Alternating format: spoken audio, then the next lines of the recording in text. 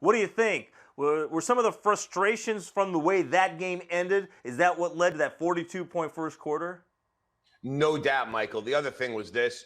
The Warriors had a little bit of a blessing here with getting the Raptors on the schedule, because if you look at it, going into last night, they were 1-3 in games they played against the top 5 teams in the league. They had only beat the Raptors.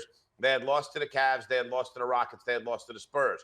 So getting a premium opponent back after the Cavs loss was a gift for them, because they could really come out and prove something against one of the league's better teams. That 42-point first quarter was about what they needed to prove last night against the Raptors. And the Raptors late kept chugging along and kept hanging in that game and made it probably closer than it should have been. Nonetheless, for the Warriors, they wanted to flex their muscles a little bit. That Cavs loss on Christmas Day is a very difficult one for them to swallow. And when you look at them going out and getting Kevin Durant, it was all based on having the ability to beat Cleveland. And here you go with Kevin Durant, granted on the road, but they were up a lot in that game and they gave it back. Last night, they took out a lot of those frustrations on a very good Toronto Raptors team. That was one of the Warriors' more impressive performances of the season last night, especially that 42-point first quarter. Yeah, and Brian, we got used to seeing that on a night-in, night-out basis a year ago. Now, I know the Warriors have a favorable stretch coming up here, 10 of the next 11 at home. Are we going to see, you think maybe this run, this stretch of games will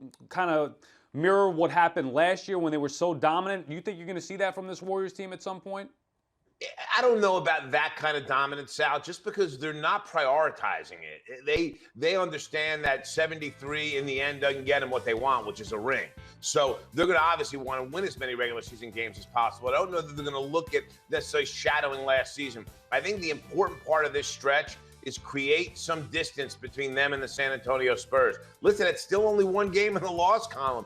And although the Spurs, who have their own sets of issues, they managed to still win night in and night out. And they've maybe not as impressive as the Warriors, or maybe with the shock and awe that the Warriors are able to exhibit, the Spurs are still right there. So I think you look at this stretch for Golden State, for more than any other reason, get some real estate between yourself and San Antonio for that 1 seed in the West. Because ultimately, San Antonio is really, besides the Cavs, the only team that I think could really challenge them. And we saw that on opening night. You have to make sure that if you're going to go into a conference final series against them, that you do have home court. So I think for the Warriors, more than anything else, it's not about the number of wins. It's just about having more wins than second place in the West, so they can have home court advantage in the Western Conference.